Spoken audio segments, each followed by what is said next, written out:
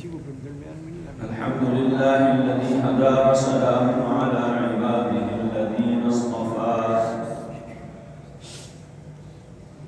خصوصا على سيد الرسل وخاتم الأنبياء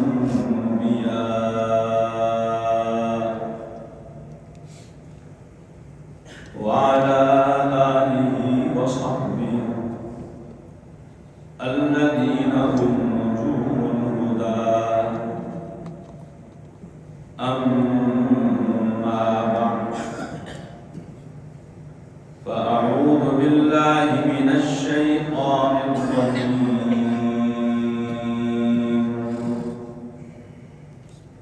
بسم الله الرحمن الرحيم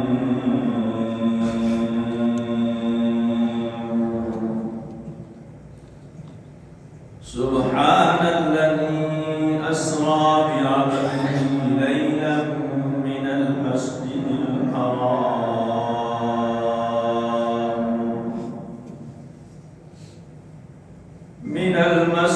الحرام إلى المسجد الأقصى الذي باركنا حوله لنريه من آياتنا إنه هو السميع البصير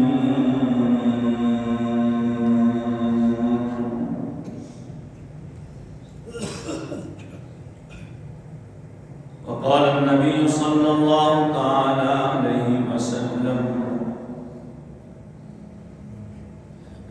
الصلاة عماد الدين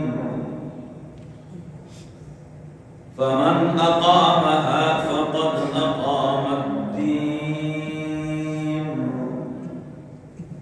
ومن تركها فقد هدم الدين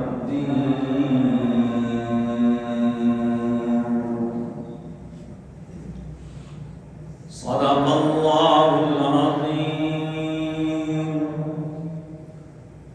وصدق رسوله النبي الكريم ونحن على ذلك لمن الشاهدين والشاكرين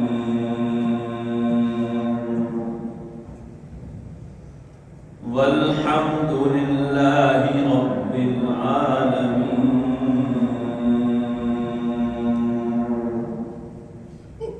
ما إن مدحت محمدا بمقالتي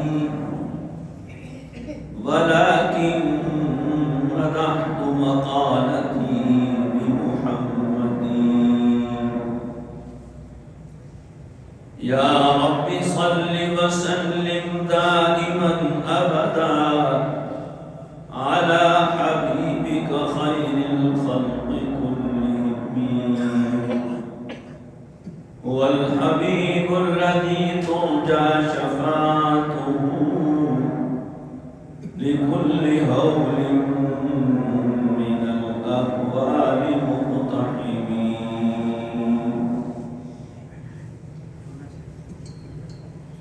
رجب المرجب کا مہینہ ہے اور آج اس کی 26 تاریخ ہے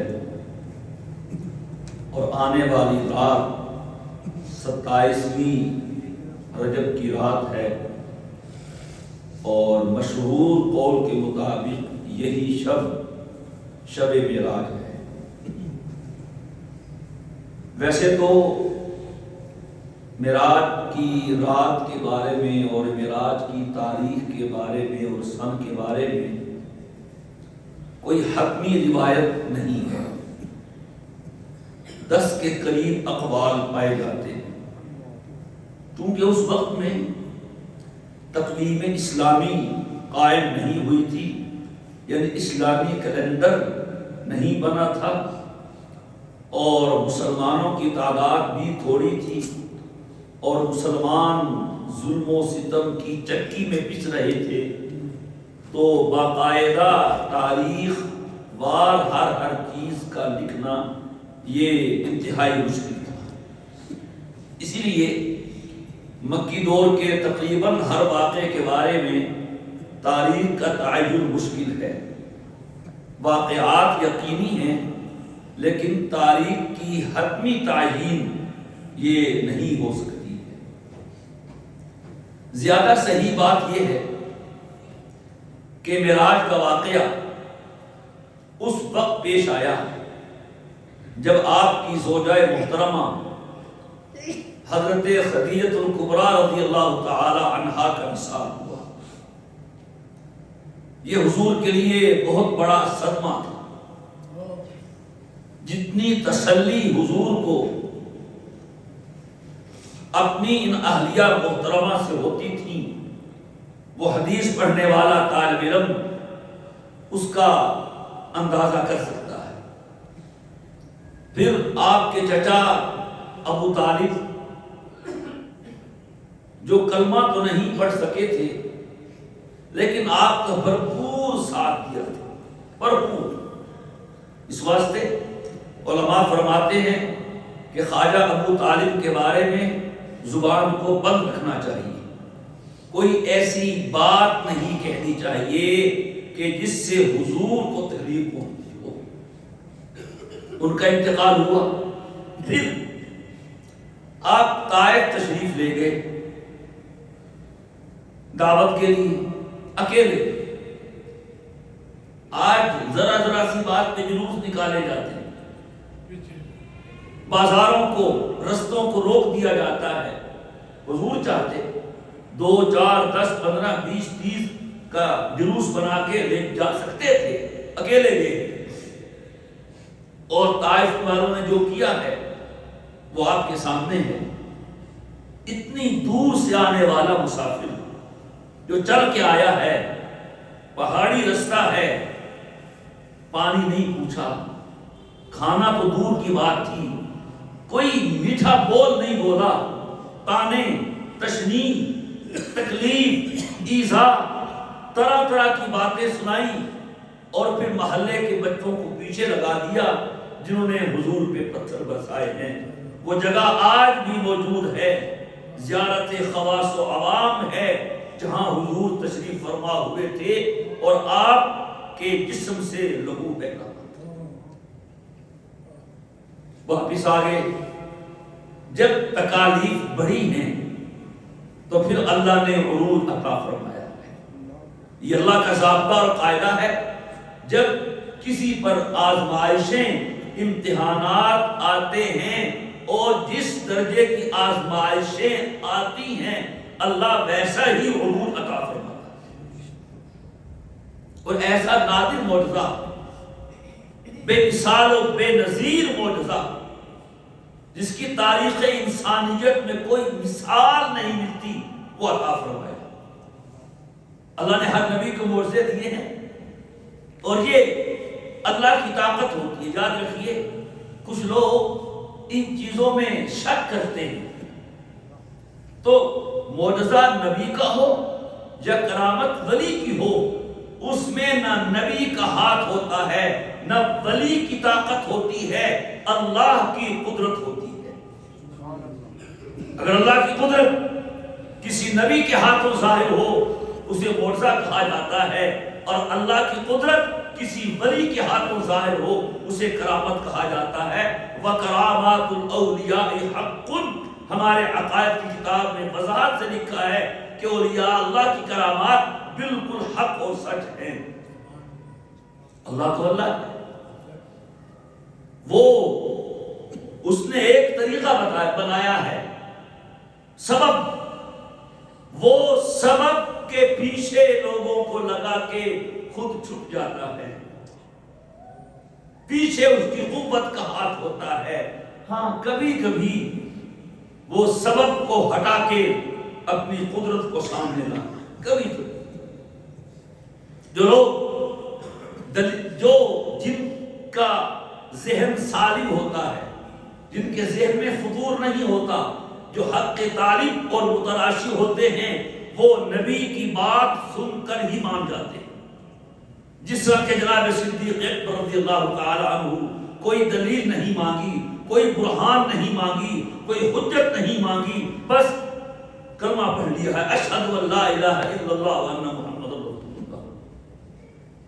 اور کچھ سمجھنا چاہتے ہوتے ہیں، دلیل چاہتے ہیں، وہ دلیل سے مان جاتے ہیں۔ اللہ ان کے لیے دلائل پیش کرتا ہے، بے شمار دلائل دیے ہیں اللہ نے۔ اور کچھ ہٹ دھرم قسم کے لوگ نہ تو وہ نبی کی صداقت کو مانتے ہیں، نہ دلیل کو مانتے ہیں، پھر اللہ ان کے لیے آخری حجت کے طور پر، آخری وارننگ کے طور پر معجزہ پیش کرتا ہے کہ شاید مان جائیں۔ اور ہر نبی کو معجزے ملے ہیں، لیکن چونکہ ہمارے نبی صلی اللہ تعالی علیہ وسلم کی عظمتیں، رفعتیں، بلندیاں سب سے بڑھ کے ہیں، حضور کے معجزے بھی سب سے بڑھ کے ہیں۔ آپ کا سب سے بڑا معجزہ قرآن کریم ہے۔ وہ ذات جس نے کسی سے ایک حرف نہیں پڑھا ہے، ایک لفظ نہیں پڑھا ہے، اس کی زبان سے ایسا کلام نکلتا ہے جو صدیاں گزرنے کے باوجود بھی بالکل محفوظ ہے۔ قرآن کریم کا محفوظ ہونا جہاں اسلام کے حق اور سچ ہونے کی دلیل ہے، وہاں نبی کریم علیہ الصلوۃ والسلام کی سچائی کی بہت بڑی دلیل ہے کہ وہ شخص جو امی ہے، امی کا معنی جس نے مخلوق سے کچھ نہ پڑھا ہو، سب کچھ خالق نے اس کو پڑھایا ہو۔ 30 پارے اس کی زبان سے نکلتے ہیں، 114 سورتیں ان کی زبان سے نکلتی ہیں، اور پھر وہ چیلنج کرتا ہے، قُلْ لَئِنِ اجْتَمَعَتِ الْإِنسُ وَالْجِنُّ قُلْ لَئِنِ اجْتَمَعَتِ الْجِنُّ وَالْإِنسُ عَلَىٰ أَن يَأْتُوا بِمِثْلِ هَٰذَا الْقُرْآنِ لَا يَأْتُونَ بِمِثْلِهِ وَلَوْ كَانَ بَعْضُهُمْ لِبَعْضٍ ظَهِيرًا۔ کہو دنیا بھر کے انسانوں، تم بھی آ جاؤ، اپنے ساتھ جنات کو بھی ملا لو، اس قرآن جیسا کلام لے کے آؤ۔ اور چیلنج کیا ہے، لا یاتون بمثلی، قیامت تو آ سکتی ہے، قرآن جیسی کتاب کوئی نہیں لا سکتا۔ یہ چیلنج آج بھی باقی ہے۔ اور ایک اور مقام پہ فرمایا، فَأْتُوا بِسُورَةٍ مِّن مِّثْلِهِ وَادْعُوا شُهَدَاءَكُم مِّن دُونِ اللَّهِ۔ ایک سورت بنا دو، ایک سورت بنا دو، اِنَّا أَعْطَيْنَاكَ الْكَوْثَرَ فَصَلِّ لِرَبِّكَ وَانْحَرْ إِنَّ شَانِئَكَ هُوَ الْأَبْتَرُ۔ لا يَأْتُونَ بِمِثْلِهِ، نہیں لائے۔ معجزہ ہے، ایسا معجزہ اور کسی نبی کا نہیں۔ پھر حضور کے انگلی کے اشارے سے چاند دو ٹکڑے ہوا ہے۔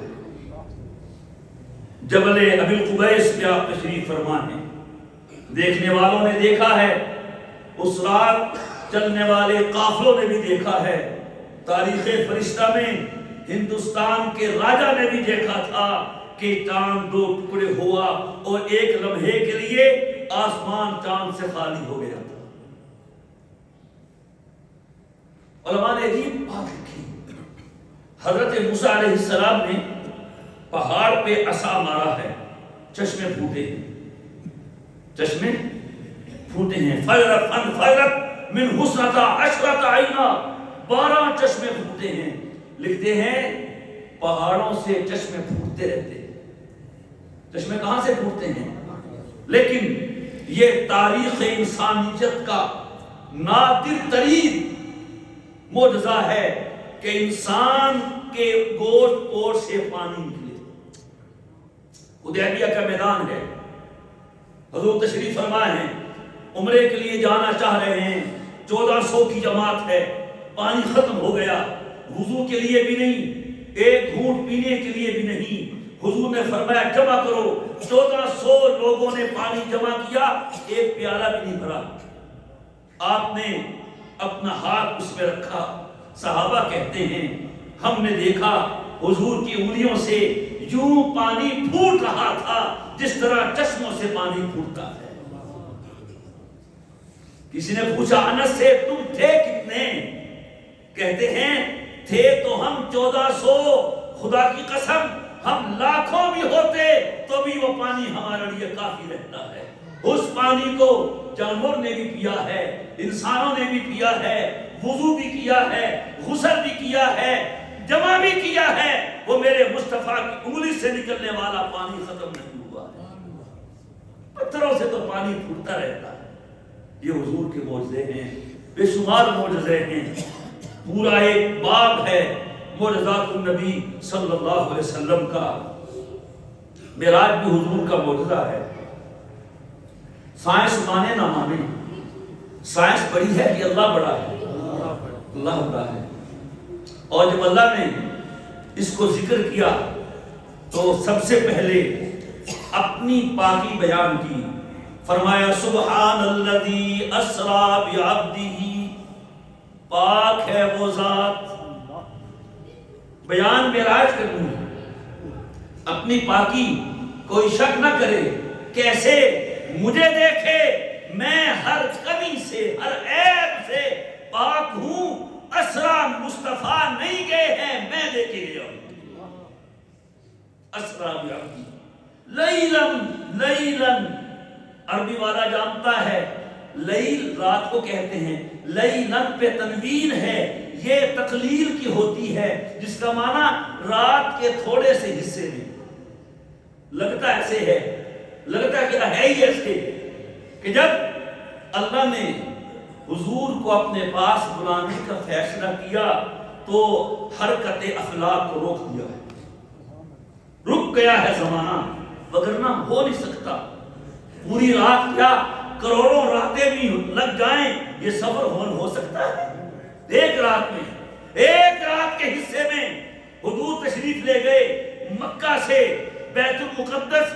بیت المقدس میں انبیاء کے ساتھ مجلس ہوئی ہے، محفل ہوئی ہے، نماز پڑھائی ہے، پھر ساتوں آسمانوں کو کراس کر کے سدرۃ المنتہا پہ پہنچے ہیں، پھر عرش معلیٰ پہ پہنچے ہیں۔ عرش سے اوپر کوئی کائنات نہیں ہے۔ پھر جنت کی سیر کی ہے، جہنم کو دیکھا ہے، انبیاء سے ملاقاتیں ہوئی ہیں، اور راتوں رات واپس آ گئے ہیں۔ ہو سکتا ہے؟ تو یہ آپ نے کروایا۔ جو صدمات آپ کو پہنچے تھے، حضرت خدیجہ کا انتقال اور طائف والوں کا ظلم، تو اللہ نے اس کو مٹانے کے لیے اپنے محبوب اپنے پاس بلا کے تسلی دی۔ مفسرین نے، مورخین نے، سیرت نگاروں نے تفصیل سے واقعہ لکھا ہے۔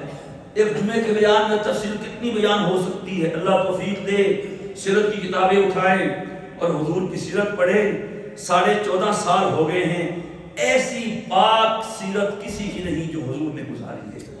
جوانی بھی پاک ہے، لڑکپن بھی پاک ہے، بچپن بھی سنہرا ہے، اور زندگی شروع سے آخر تک ایسی پاک و صاف ہے کہ کائنات کی کوئی چیز اتنی ستھری نہیں جتنا کہ میرے مصطفیٰ کا کردار صاف و ستھرا۔ ام ہانی کا مکان ہے۔ تو یہ طے ہوا کہ سن 1090 کے بعد یہ واقعہ پیش آیا۔ ہجرت سے 3 سال پہلے کے تقریباً سن 1190 کے شروع میں، 10 کے آخر میں رجب کا مہینہ تھا۔ مشہور یہ ہے، آنے والی رات 27 رجب تھی، یہ مشہور ہے۔ حقیقت کا علم اللہ کے پاس ہے۔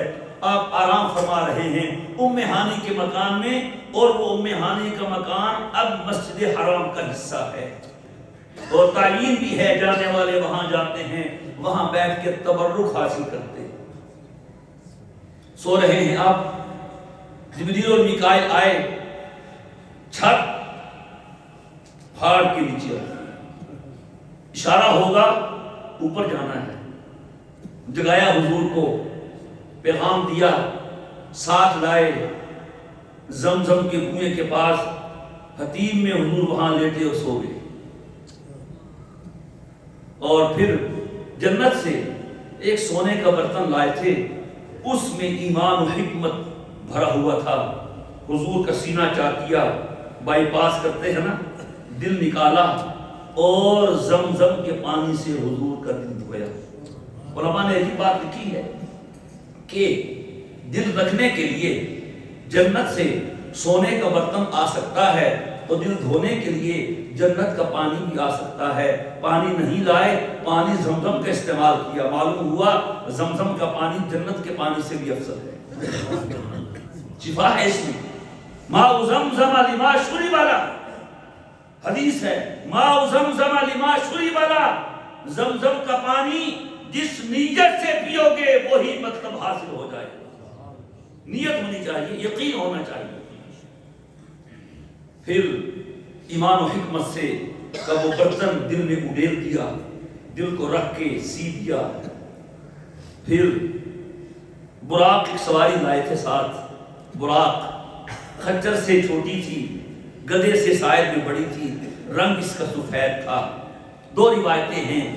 ایک ہے کہ جبریل امین نے حضور کو براق پہ بیٹھنے کا کہا، حضور بیٹھنے لگے، براق نے شوخی کی تو جبریل نے کہا براق شوخی کرتا ہے، تمہیں نہیں معلوم آج تم پہ کون سوار ہو رہے ہیں؟ رحمت للعالمین محمد مصطفیٰ احمد مصطفیٰ. براق کا یہ سننا تھا کہ پسینے سے شرابور ہو گیا اور حضور براق پہ بیٹھے. جبریل امین دائیں بائیں، جبریل اور میکائیل آپ کے ساتھ ساتھ رہے. اور ایک روایت میں ہے کہ براق میں شروع میں حضور بیٹھے اور پیچھے جبریل امین بیٹھے. جس طرح بائک پہ ایک چلا رہا ہوتا ہے ایک پیچھے بیٹھا ہوتا ہے ردیف، اس طرح سفر کیا. یہاں سے بیت المقدس پہنچے ہیں، رستے میں عالم مثال کے عجیب و غریب واقعات پیش. ایک جگہ آئی، وہاں کھجوروں کے درخت. جبریل امین نے کہا حضرت یہاں اتریے، 2 رکعت نفل پڑھ لیجئے. پڑھے کہیں تو معلوم ہے کیا ہے کہ نہیں کہ یہ وہ جگہ ہے جہاں آپ نے ہجرت کر کے آنا ہے. پھر شعیب علیہ السلام کی مقام مدین سارے پہ نفل پڑھوائے. طور سینا پہ کہ یہاں اللہ موسیٰ علیہ السلام سے ہم کلام ہوئے تھے. بیت اللحم پہ یہاں عیسیٰ علیہ السلام پیدا ہوئے تھے. ان تمام جگہوں میں سٹے بھی کرتے رہے، نفل بھی پڑھتے رہے. اور یہ حضور کی سنت ہے سفر میں، جو سفر پہ جاتے رہتے ہیں. حدیث میں آتا ہے کہ نبی کریم علیہ السلام سفر میں جہاں بھی رکتے تو جب تک وہاں 2 رکعت نفل نہ پڑھ لیتے اس جگہ کو چھوڑتے نہیں تھے. ہم تو برگر لیتے ہیں، پیزا لیتے ہیں، کافی پی لیں، پیئیں، چائے پیئیں، لیکن ساتھ یہ بھی کریں کہ جس جگہ رکیں 2 رکعت نفل پڑھ لیں. حضور کی سنت بھی پوری ہو جائے گی اور سفر کا کی حفاظت بھی مل جائے گی اور سفر کا سکون بھی حاصل ہو جائے گا. رستے میں اللہ نے آپ کو بہت سے مناظر دکھائے. کچھ لوگوں کو دیکھا ان کے پاس بہترین گوشت، لذیذ ذائقے دار تیار ہے، خوشبو آ رہی ہے، اور ایک طرف گندا گوشت جس میں کیڑے لگے ہوئے ہیں، بدبو آ رہی ہے. وہ ستھرا اور پاکیزہ گوشت چھوڑ کے بدبودار گوشت کھا رہے ہیں. پوچھا یہ کون ہیں؟ کہا یہ وہ لوگ ہیں جنہیں اللہ نے حلال بیویاں دی تھی، جو ان کو چھوڑ کے رات زناکاری میں مبتلا رہتے تھے. اور وہ عورتیں ہیں جو اپنے شوہر کو چھوڑ کے باہر بدکاری میں مبتلا رہتی تھی. ایک شخص کو دیکھا نہر میں تیر رہا ہے اور پتھر کھا رہا ہے. کہا یہ کون ہے؟ کہا یہ سود کھانے والا ہے، اس کے ساتھ یہی حشر ہو رہا ہے. اور دیکھا آپ نے کچھ لوگ ہیں جن کے ہونٹوں کو اور زبانوں کو کینچی سے کاٹا جا رہا ہے اور پھر ٹھیک ہو جاتے ہیں، پھر کاٹا جاتا ہے. یہ سلسلہ جاری ہے. پوچھا یہ کون ہے؟ حضور نے پوچھا، جبریل نے کہا یہ آپ کی امت کے واعظ اور مبلغ ہیں جو لوگوں کو تو دین کی بات کہتے ہیں، خود عمل نہیں کرتے. پھر دیکھا کچھ لوگ ہیں جن کے ناخن تانبے کے ہیں، ان تانبے کے ناخنوں سے اپنا چہرہ اور اپنا سینہ نوچ رہے ہیں. پوچھا یہ کیا ہے؟ کہا یہ وہ لوگ ہیں جو دوسروں کی غیبتیں کرتے تھے، اپنی مجلسوں میں دوسروں کی عزتیں اچھالتے تھے، آج ان کے ساتھ یہ حشر ہو. یہ سارے واقعات اللہ نے حضور کو بیت المقدس پہنچتے پہنچتے دکھائے ہیں رستے میں، ان کا مشاہدہ کیا ہے۔ یہ معراج سو کے نہیں ہوا، خواب نہیں تھا، کشف نہیں تھا، اسی جسم کے ساتھ حالت بیداری میں ہوا ہے۔ چنانچہ پہنچ گئے بیت المقدس، اور اس جگہ جہاں انبیاء کرام اپنی سواریاں باندھتے تھے، حضور نے براق کو وہاں باندھ دیا ہے۔ اور ایک روایت میں ہے ایک پتھر میں جبریل نے اپنی انگلی سے سوراخ کیا، وہاں حضور نے باندھا۔ ہو سکتا ہے جگہ وہی ہو اور بعد میں مٹی وغیرہ سے وہ سوراخ بند ہو گیا ہو تو جبریل امین نے اسے کھول دیا ہو، وہاں حضور نے اس سواری کو باندھا۔ اس سے معلوم ہوا کہ جہاں آدمی جائے اپنی سواری کا بھی انتظام کرے، لاگ لگائے اور اس کو دیکھے تاکہ کوئی اس کو چور نہ لے جائے۔ ایک صحابی آئے حضور کے پاس، پہلے دن آئے تھے تو حضور نے فرمایا تمہارا اونٹ کدھر ہے؟ کیونکہ اللہ کی توکل پہ چھوڑا ہے۔ فرمایا عاقلھا ثم توکل، عاقلھا ثم توکل، پہلے اس کی رسی باندھو پھر توکل کرو۔ اور شاعر نے کہا ہے کہ توکل کا یہ مطلب ہے کہ خنجر تیز رکھ اپنا، پھر انجام اس تیزی کا مقدر کے حوالے۔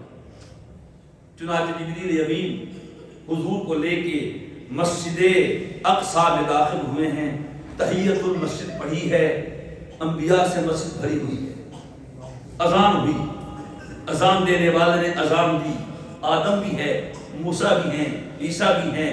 جب وقت آیا اشہد ان محمد رسول اللہ، اشہد ان محمد رسول اللہ، اقامت ہو گئی، نماز کون پڑھائے؟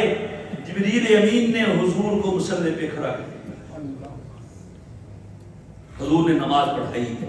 اور روایات میں آتا ہے کہ اللہ نے حق نبی سے وعدہ لیا تھا کہ تمہارے ہوتے ہوئے اگر میرا رسول آ جائے، وَإِذْ أَخَذَ اللَّهُ مِيثَاقَ النَّبِيِّينَ لَمَا آتَيْتُكُم مِّن كِتَابٍ وَحِكْمَةٍ ثُمَّ جَاءَكُمْ رَسُولٌ مُصَدِّقٌ لِّمَا مَعَكُمْ لَتُؤْمِنُنَّ بِهِ وَلَتَنصُرُنَّهُ قَالَ أَأَقْرَرْتُمْ وَأَخَذْتُمْ عَلَى ذَلِكُمْ إِصْرِي قَالُوا أَقْرَرْنَا قَالَ فَاشْهَدُوا وَأَنَا مَعَكُمْ مِنَ الشَّاهِدِينَ۔ ہر نبی سے وعدہ لیا ہے، تم نبی بن کے جا رہے ہو، اگر تمہارے ہوتے ہوئے میرا رسول آ جائے، تم نے اس کا کلمہ پڑھنا ہے، اس کی نصرت کرنی ہے۔ ہر نبی انتظار میں رہے، نہیں آئے۔ جب حضور تشریف لائے ہر نبی کو خبر ہو گئی، کہا اے اللہ آئے تو تھے نہیں، اب آگے ہیں، زیارت کروا دیجئے۔ تو اللہ نے کہا میرے نبی کی زیارت گھر بیٹھ کر ہی ہوتی، جاؤ تم سب مسجد اقصیٰ میں پہنچو، میں نبی کو لے کے آتا ہوں۔ وہاں پھر حضور نے امامت کروائی ہے انبیاء کرام کی، بتا دیا نبی امت کے امام ہوتے ہیں، میرا یہ نبی نبیوں کا امام ہے۔ نبی امت کے نبی ہوتے ہیں، میرا یہ نبی نبیوں کا نبی ہے۔ پھر باہر نکلے تو سفر کا دوسرا مرحلہ شروع ہوا جسے معراج کہا جاتا ہے۔ سیڑھی لائی گئی، یہ وہ سیڑھی ہے جس پر جب انسان مرتا ہے اس کی روح چل کے اوپر پہنچ جاتی ہے۔